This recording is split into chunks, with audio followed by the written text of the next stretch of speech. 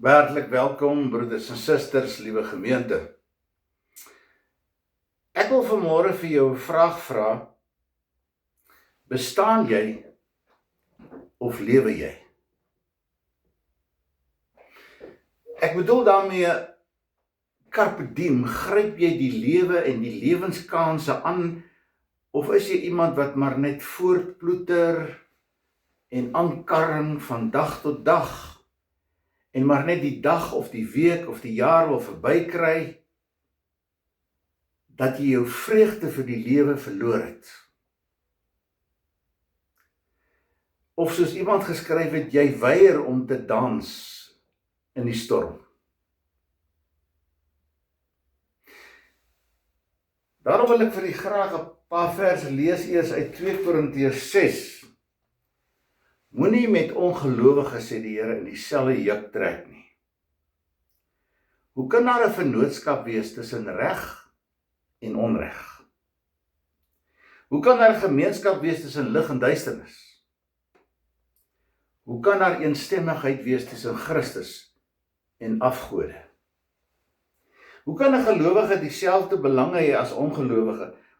Hoe kan 'n ooreenkoms tot stand kom tussen die tempel van God en die van die afgode? Julle is immers die tempel van God. Dis soos God gesê het, ek sal onder hulle woon en in hulle wandel, en ek sal hulle God wees en hulle sal my volk wees.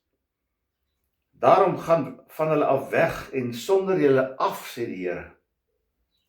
En moenie wat onrein is aanraak nie, dan sal ek julle aanneem en ek sal vir julle 'n Vader wees en julle sal my volg. En ek sal vir hulle 'n Vader wees en hulle sal vir my seuns en dogters wees, sê die Here, die Almagtige. Ek lees dat die bekende akteur Robert Redford,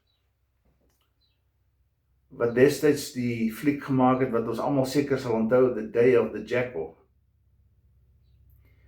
Hy het ergens in 'n huisbak ingeklim, en toe hy inklim, toe klim daar 'n vrou ook saam met hom in, en sy kyk hom so, en sy sê, is jy nie Robert Redford nie? En sy antwoord was, ja, maar net as ek alleen is. Net as ek alleen is. Want die ander kere wanneer hy tussen mense is en op die verhoog is, dan vertolk hy die rol van iemand anders. Dan is hy nie Robert Redford nie. En mens wonder nogal, wie van ons vertolk nie maar heeltyd die rol van iemand anders te nie? Sonder om die woordjie voorgee te gebruik, wil ek sê, daar's baie keer wat ons nie eintlik wil wees wie ons is nie. En baie keer het dit te maak met die feit dat 'n mens ook wegsink hier in die gat van moedeloosheid, teleurstelling. Daar's 'n sielkundige, Steve Taylor, wat 'n boek geskryf het, The Inner Self. En hy het navorsing gedoen oor mense wat in krisisse beland het. Dood van familie, van 'n man of 'n vrou, van 'n kind, finansiële verknorsing, een of ander ramp wat die besigheid getref het, een of ander ding wat hom oorgekom het, nou is hy dalk in remissie. En sy bevindings was van die mense wat in hierdie krisistye beland het. Sy bevindings was dat die mense 'n paar dinge kan sê. Die eerste ding is, hulle sê vir jou, ons aanvaar nie meer alles as vanselfsprekend nie. Dis nie meer vanselfsprekend dat ek gesond is en dat ek genoeg krag het en dat ek dinge kan doen en dat ek 'n werk het en dat ek 'n gesinslewe het en dat ek geld het om vir my te sorg vir my lewe en die krag en water en ligte ensovoorts. Die vanselfsprekendheidsfaktor sien hulle in 'n totale ander lig.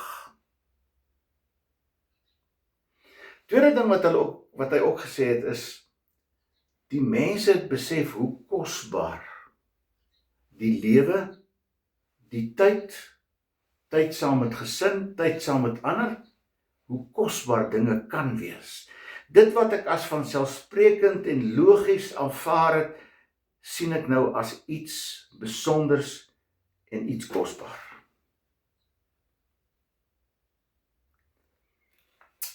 Hulle het ook gesê, hulle het begin besef hoe belangrik sekere dinge is, totdat dit van hulle wegneem is. Want die oomblik as jy jou been verloor, die oomblik as jy jou gesondheid verloor, die oomblik as jy in die hospitaalbed vasgekluister is, dan besef jy wat het jy gehad voor dit. Partykeer is dit te laat, maar dan kom die besef tot jou deur. En wat hy nog uitgevind het, hy sê dat die mense is minder materialisties en eerder altruïsties. So in kort, die mense wat deur so 'n krisis gegaan het, sê Taylor, herwaardeer hulle self en die lewe, sien hulle weer 'n bietjie anderste as wat hulle dit vir die laaste klomp jare gesien het.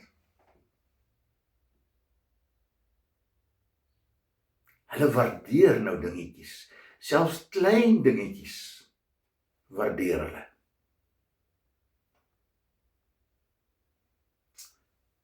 Maar nou vra jy vir jouself, maar moet ek eers deur 'n krisis gaan? Moet daar eers slegte dinge met my gebeur?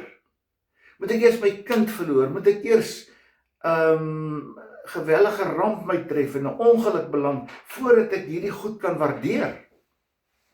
Nee, nie noodwendig nie. Want jy kan 'n soort van ontwakings kry, as ek dit so kan noem. En die ontwakings kan wees as jy dalk eendag in die veld stap en jy asem die skoon lug in en jy sien die klein veldblommetjies en jy sien diere en jy dink vir jouself, maar dis ook mos lewe jy.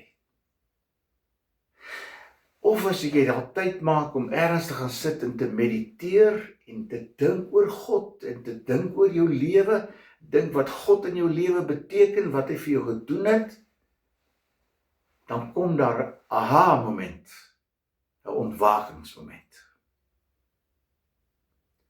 Waar jy leer die lewe bietjie anders te sien en anders waardeer as wat jy dit ooit voorheen gesien of waardeer het.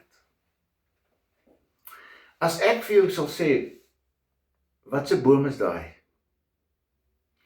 En jy kyk uit en jy sien is 'n perskeboom, want jy weet, kyk die perskes wat hy dra aan die blare.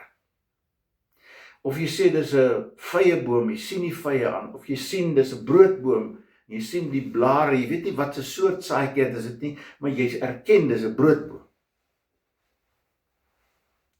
Dan het jy nog net 50% van die boom gesien.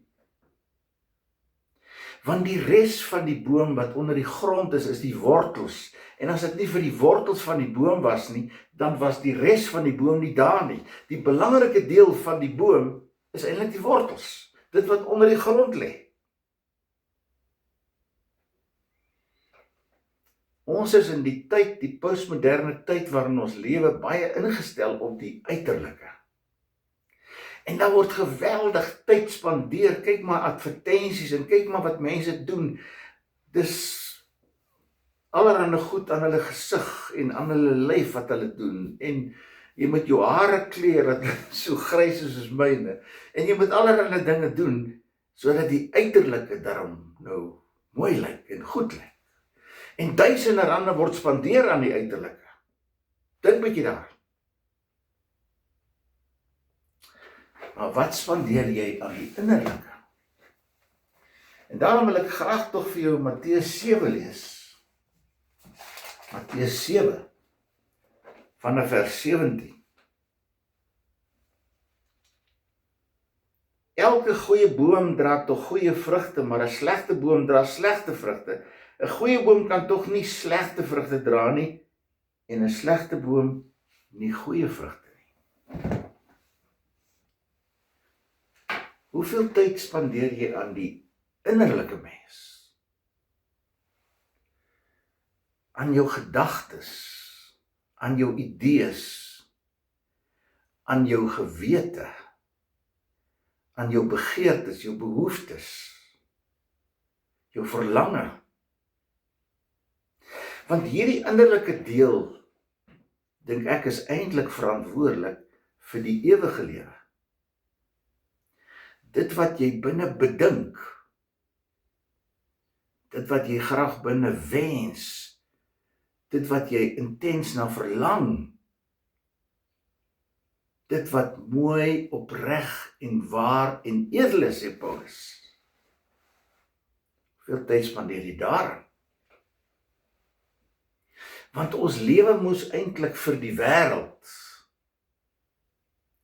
Ons wil na buitentoe gesien word. Ons wil 'n vertoonvenster vir die wêreld wees. Maar jy mag dalk aan jou siel skade ly. Mag dalk aan jou siel skade ly.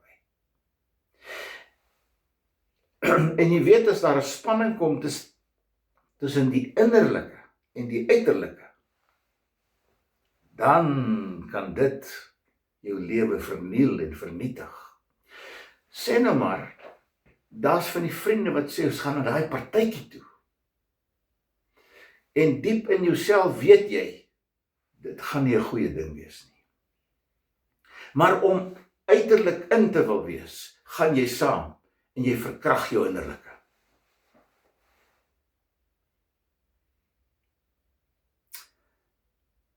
Wat maak jy as daar 'n geweldige spanning kom tussen jou innerlike en uiterlike?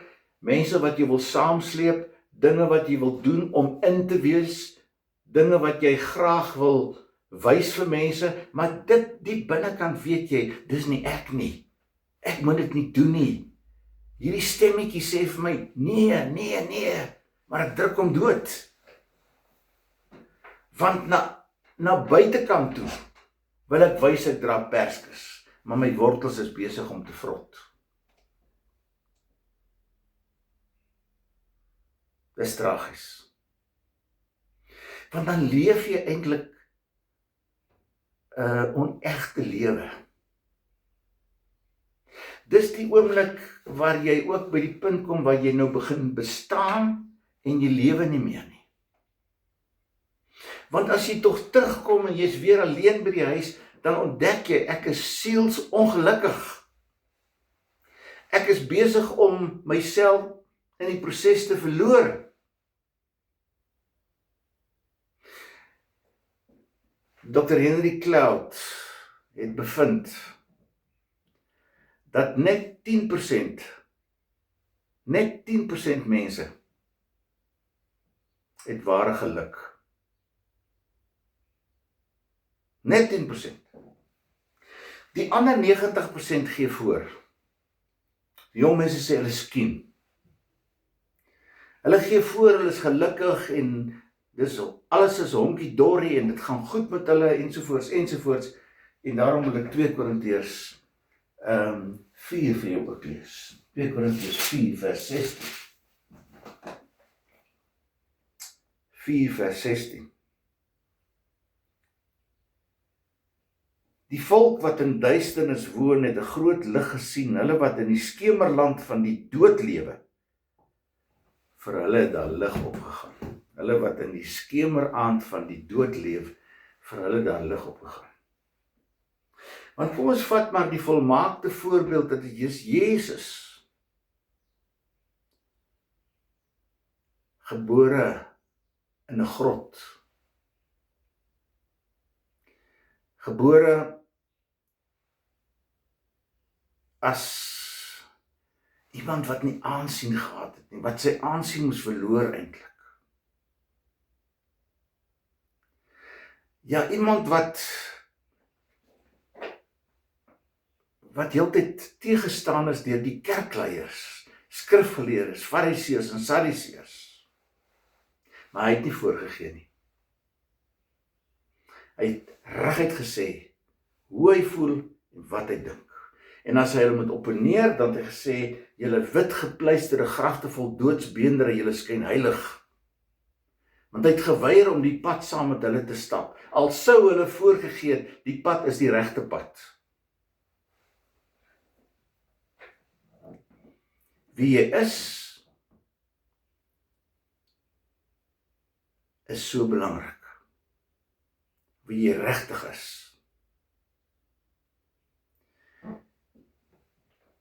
En elke dag het ons 'n konfrontasie en 'n keuse wat ons moet maak van die innerlike en dit aan die buitekant. Kies jy dit, lê hierdie skade, kopskade.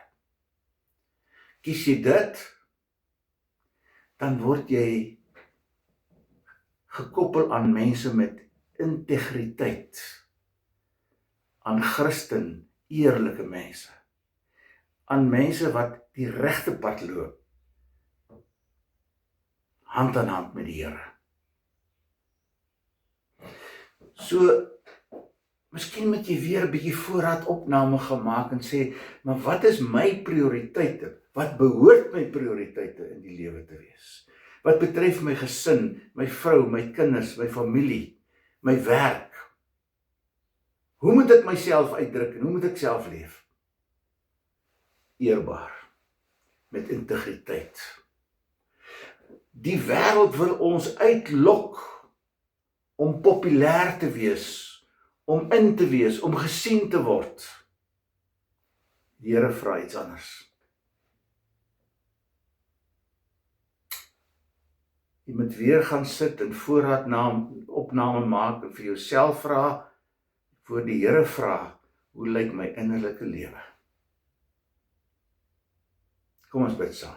Here, help ons dat ons opreg, eerlik, as kind van die Here sal lewe.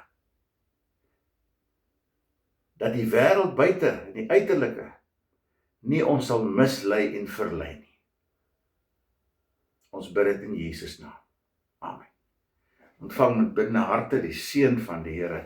Mag die genade van ons Here Jesus Christus, hy wat ons voorbeeld was, die liefde van God, ons Vader wat vir ons vra om met integriteit te lewe, en die Heilige Gees stel ons om staat om dit wel te kan doen.